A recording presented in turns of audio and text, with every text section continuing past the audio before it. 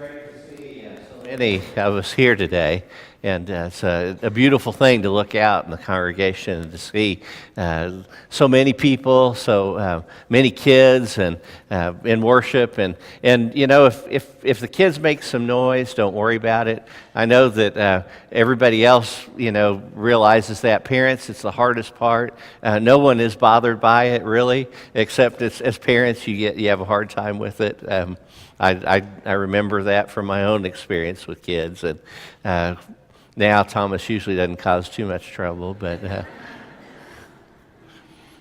you know, Easter's it's just a beautiful time for us to gather and worship and to celebrate. It's a time where we come with joy, we come with celebration, with all our lives before us as we're here, and there's something incredibly powerful about it. The things that we do to decorate the sanctuary. I was thinking about the lilies. You know, this was a record order for us on lilies. It's a lot of them, isn't it?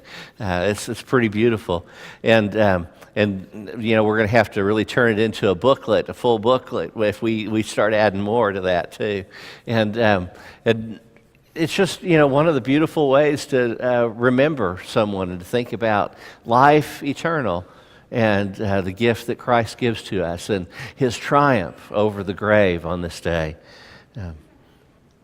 Most of you know that Angie and I like to go around to dog shows, so we travel, and we've been heading to a lot of dog shows down in Texas. And when you get onto the Texas highways off of the main interstates, one of the things I've noticed is that they're pretty proud of their history.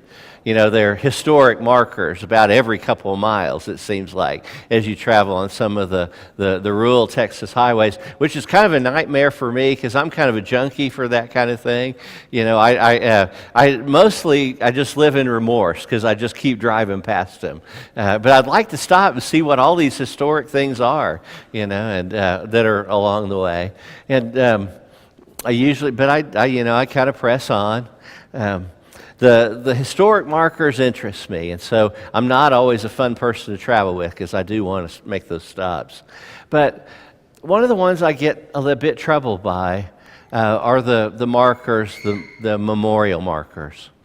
You know, where someone has passed away, and there's just a part of me that it's hard to see the markers where maybe someone is in an accident or and someone's life was lost. I remember because a young man in a church that I had served, he was driving when they had an accident, and a young woman who was in the car was killed. And there was a marker that was set up, and it was just right outside the town where we were serving. And it was hard for him to drive past that. And anytime you left town, you drove past it. And to see the marker every time he went, it was something that was difficult for him. You know, states have begun to develop rules and laws about whether they allow markers along the highway or not. And it was interesting, Delaware is doing something I didn't know of. And what they've decided is they didn't want to have all the markers along the highway. And so they developed a plan to kind of adapt to that. And, you know, I felt like there always should be something different until, you know, when Thomas's accident happened last fall on the turnpike, and as I would drive to the city, you see this big burn spot where his Jeep was rolled over and caught on fire and everything. I was like, "There's Thomas's burn spot," you know, and it became a bit of a marker for me in that way. But in Delaware, what they've decided to do is try to encourage families to find another way to set aside those markers. And so at rest stops, they began building memorial gardens, and they will put a brick and put the name of the person who had passed away on the brick in this garden and set it up so that new names could be added. And I thought that was an incredibly important, a good way to try to encourage that. If I were in city planning, that'd be something I would keep in mind, you know, of how you can take something that's hard and becomes difficult because you have mowing crews that got to deal with things, but be able to find a way to turn that into something that's good. the more we think about it, we like to mark places of transformation for us. We like to mark places that stand out as having and holding significance. A place where we have been and where our life has been changed. And so we set aside those markers. We want to leave a mark on the world that we have been here. We have been here. In the story in the Old Testament, in Genesis, tells us about Jacob. Jacob he spent the night out, and he had a stone to put for his pillow. That's a pretty rough pillow, but he had a stone that he was going to use as his pillow.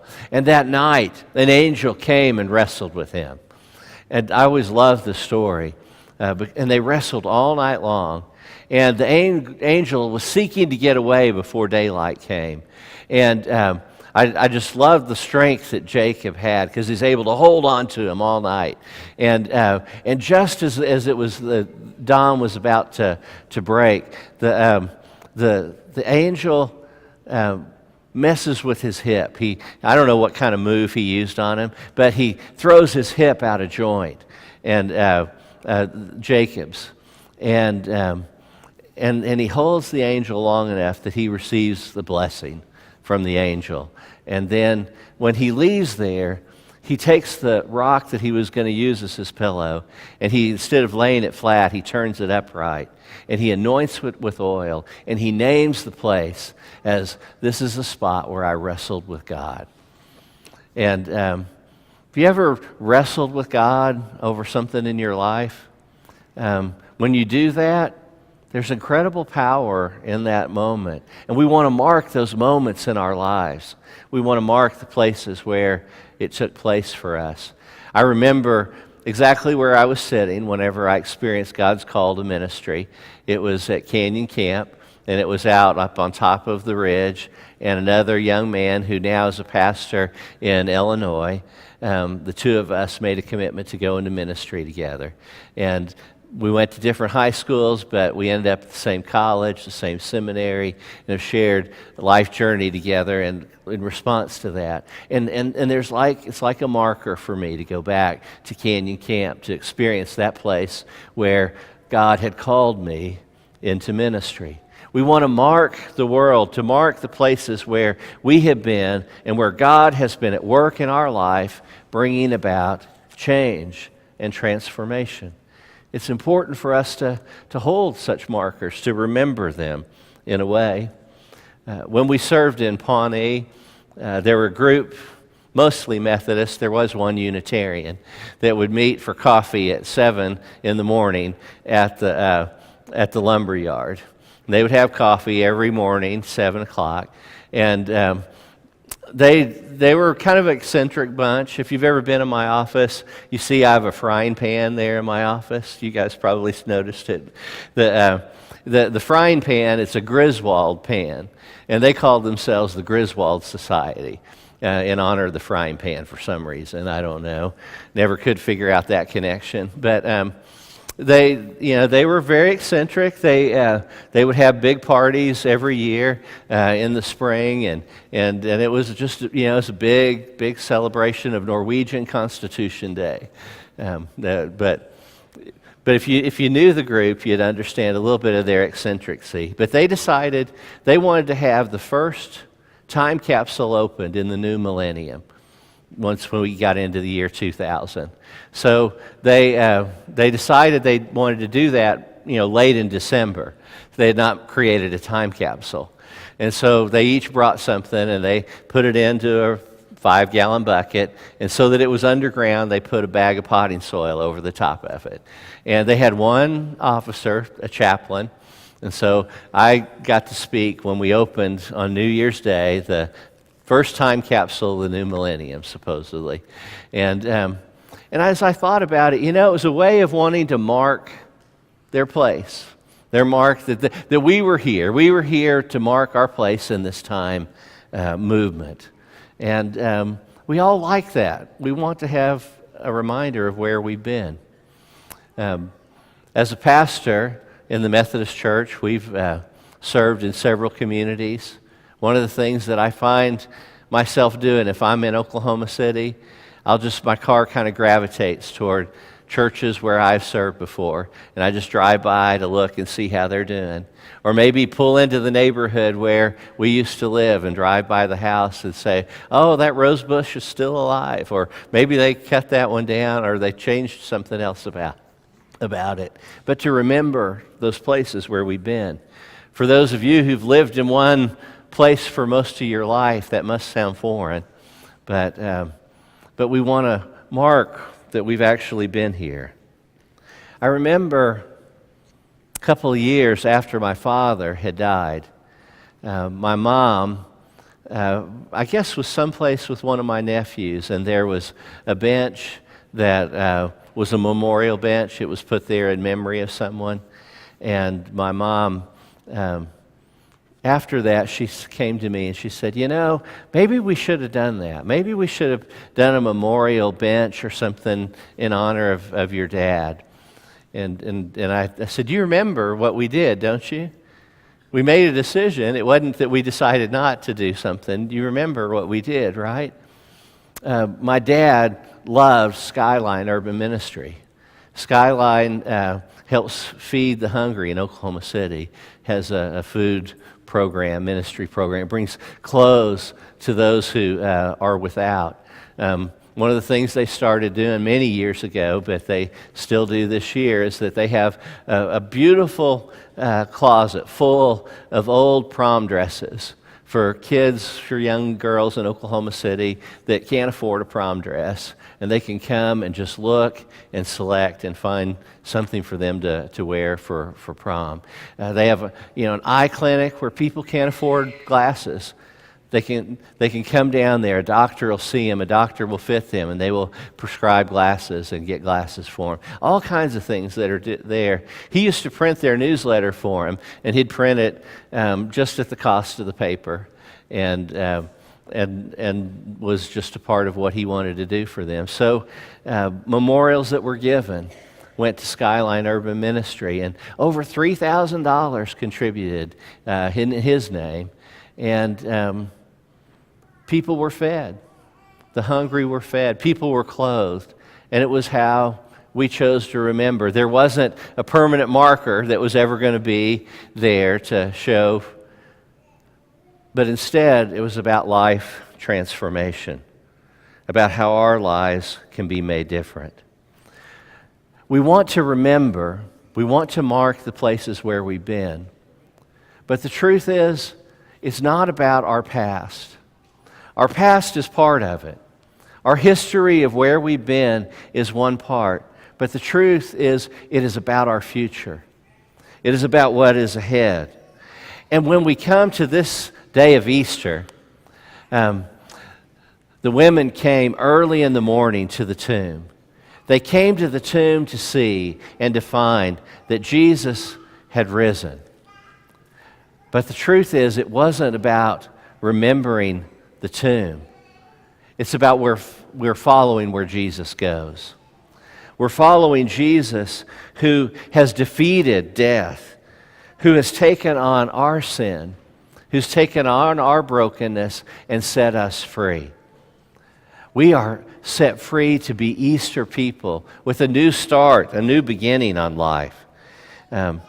It's not good to get stuck in the past, to be held captive by where we have been, to let that grave become our life.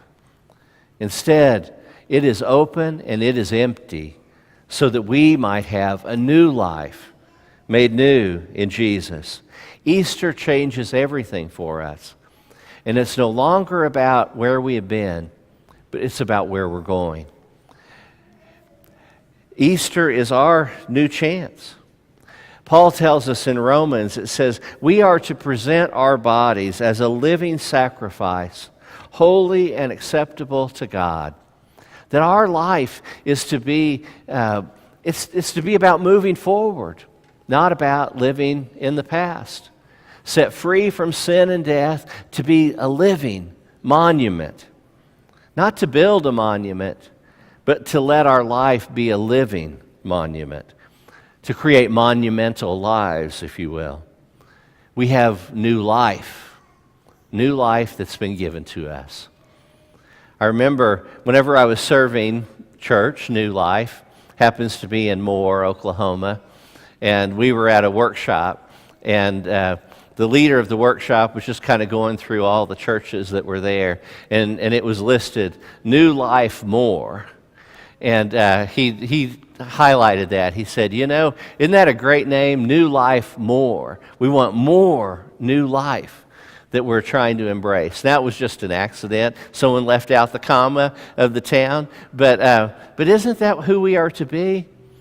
As people who have been granted a new opportunity in life through Jesus' death and resurrection, we are given a chance to embrace more new life, to be full of God's leading and direction, not to be bound by sin and temptation, but to be set free and to be new.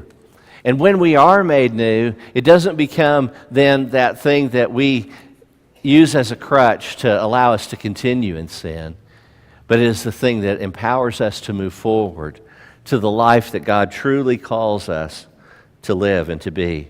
The tomb is empty, and the point is we are following a living Jesus who is stepping forward into life. I suspect that the disciples didn't spend a lot of time going back to remember Jesus at the tomb, because he was alive. He was alive in their hearts and in their lives, and they were following him into the future. That's the thing that as we've been doing this Bible study on Sunday nights of the book of Acts, which, by the way, we're going to take a break tonight. We didn't mention that, but we're not meeting tonight.